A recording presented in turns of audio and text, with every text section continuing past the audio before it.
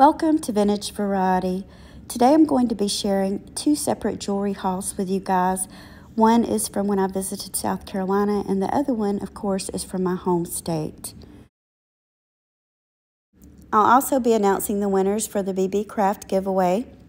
Each winner will be receiving a kit to make their own collage pendant. This first thrift haul is from when I was in South Carolina visiting my new grandbaby. And this was back in November when I thrifted these items. The first item that I picked up was this brooch.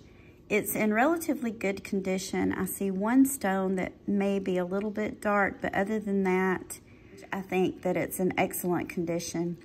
This is a rhinestone brooch, and it's done in what looks to be a pot metal type material. Second item that I ran across was this. This is a limpet shell. And usually I don't pick up things like this, but I thought this was just a really beautiful shell. And you can see that someone has drilled a hole in it and turned it into a necklace pendant. I also picked up this beautiful necklace.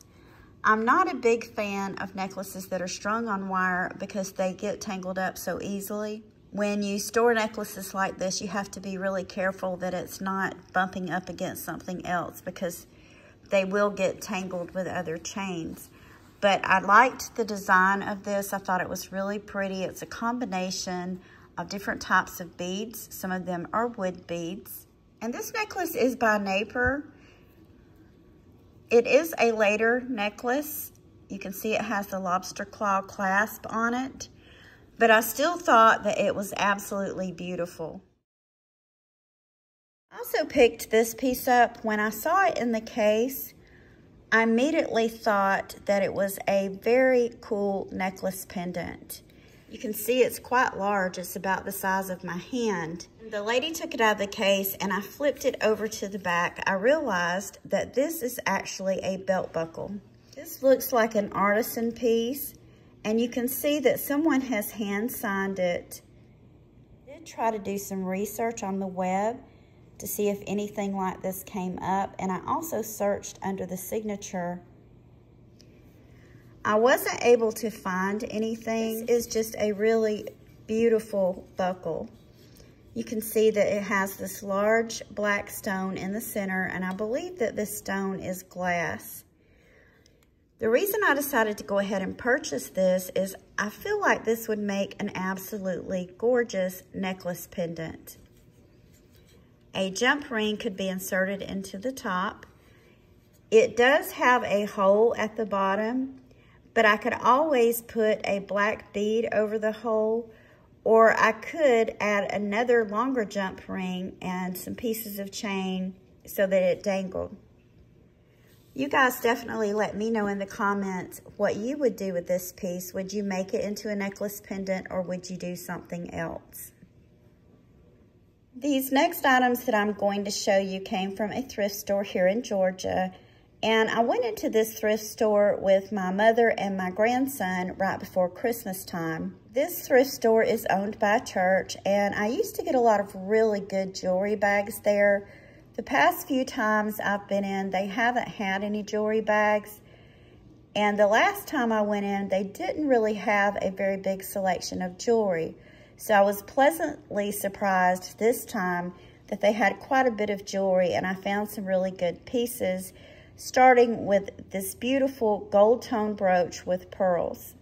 This is a very nice size. It is unsigned. I don't always go by whether a piece is signed or not. I usually go by whether or not I like the way it looks, and I definitely liked this one. I also picked up this little black cameo brooch. I own a few brooches like this in different sizes. The cameo in the center of this is done in plastic, but nevertheless, I thought this was really pretty. And again, this one is also unsigned. Another brooch, and it's not a very heavy brooch. The frosted colored stones that you see here, these are plastic, and the center rhinestones are glass. I thought this was very pretty. I do have a weakness when it comes to floral brooches, And the price was decent, so I decided to go ahead and pick this one up also. Another brooch, and this one is an adorable little poodle wearing a green sweater. This brooch is signed. This is a Jerry's brooch. And there is the marking on the back of this one. I thought this would be really cute to wear on the collar of a blouse or even to attach to one of my purses. I feel like this beautiful silver chain was one of my best finds. This was hanging on the rack and they had a very low price on this. When I picked it up and I started looking at it, I noticed a couple of sections of the chain were discolored.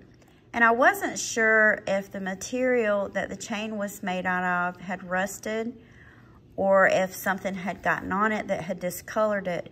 So I just kind of scratched at it a little with my nail and I saw that some of that was coming off. Took a really close look at the clasp on this chain. I'm gonna zoom in so you can see this. On this side it says 925. Here it has what looks like a clover, and it has very tiny letters in it. I could not make this out even with the loop. Again, you see 925 on the clasp. And here it says Italy. I decided to go ahead and get this and bring it home and give it a really good cleaning. And once I did, all of that discoloration immediately came off. I also tested it to make sure that both the chain and the clasp were sterling, and both of them are. So this was probably one of the best buys that I have recently found in a thrift store. I also picked up this tiny little locket on a very delicate chain. This is very small. I believe it may have been meant for a child. Has initials on it, NG.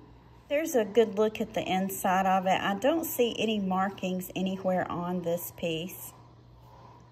This is what the clasp looks like on this piece. I haven't cleaned or tested this piece.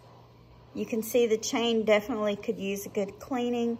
My guess is that this is going to be gold plated or gold filled. The last item that I picked up was this one, and this one was in the case. It was a little bit more expensive, but not too bad. When I first noticed this in the case, I thought that perhaps these were real pearls. I thought it was absolutely beautiful. So of course I asked to see this piece.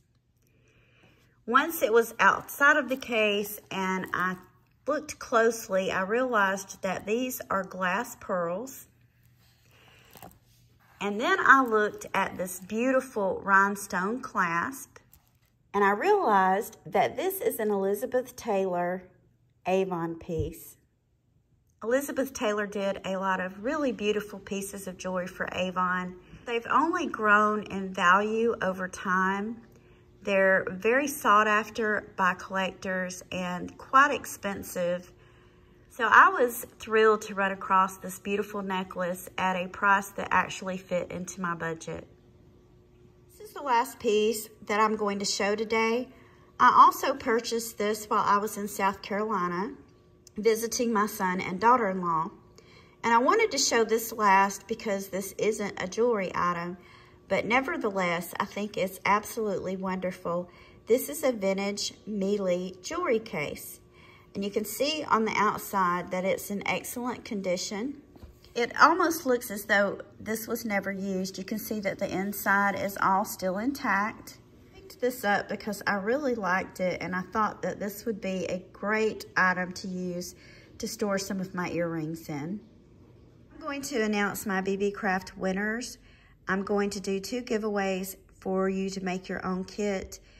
The kits are not going to be identical to what you see here. What I'm going to do is I'm going to include an assortment of different items in each kit so that you can get your creative juices flowing and make your own. The first thing, please be aware that when I do giveaways, you will not receive anything from me in the comments or via email asking you for money. My giveaways are completely free. You do not pay anything and you do not pay shipping. My two winners are Dan Abelanosa and Teresa Milner. Definitely contact me at the email address listed at the bottom of the screen, and I will try to get these kits mailed out to you sometime this week. I want to thank you for taking time out of your day to share these items with me. If you haven't already, please give me a thumbs up, subscribe, and ring the bell for notifications on more content about collecting vintage and antique items. Thank you again for watching, and I hope you all have a wonderful day.